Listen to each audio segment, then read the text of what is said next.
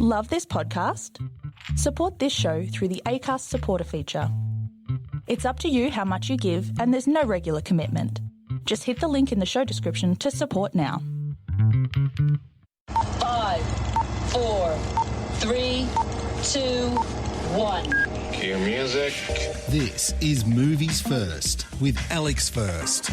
Overcoming obstacles is the theme of this young person's comedic drama, which unfortunately trawls the bottom of the barrel.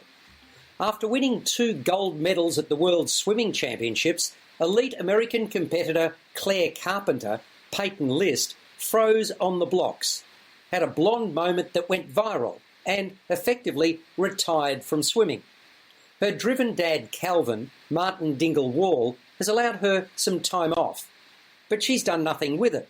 And now he decides to send her to Brisbane for a month to coach a boys' swim team.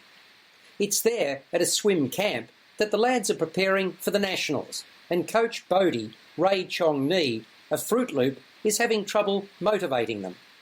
He's hoping Carpenter will help give them an edge, because anything other than a win for the team will see them lose their major sponsor, and the camp will be forced to close. Problem is, Carpenter comes face-to-face with a rival, Mikayla Michaels, Lauren Esposito, who she's unexpectedly forced to room with.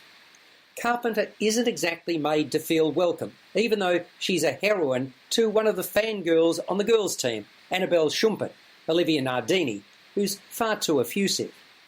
Without motivation, Carpenter is just going through the motions to see out her time in Oz. But that all changes when the captain of the boys' team, Liam Henderson, Daniel Needs, who has some issues with his pushy parents, confronts her. You're listening to Movies First.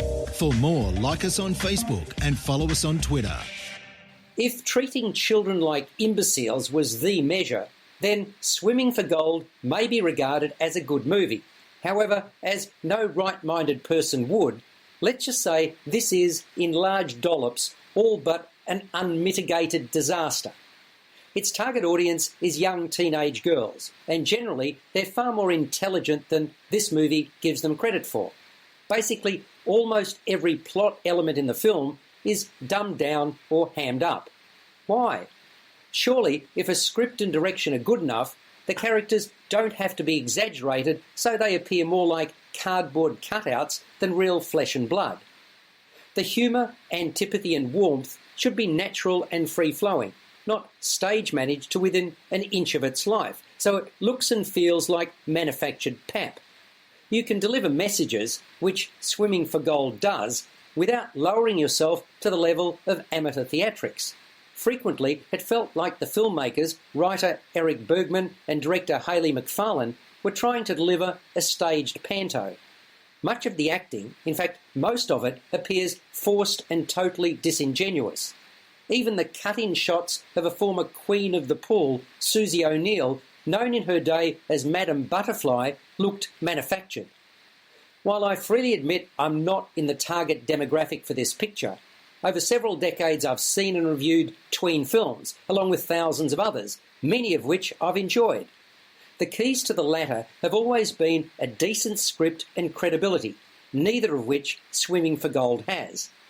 In my humble opinion, this is not worthy of cinematic release, fundamentally because I didn't believe the lion's share of what I was being fed. Pun totally intended.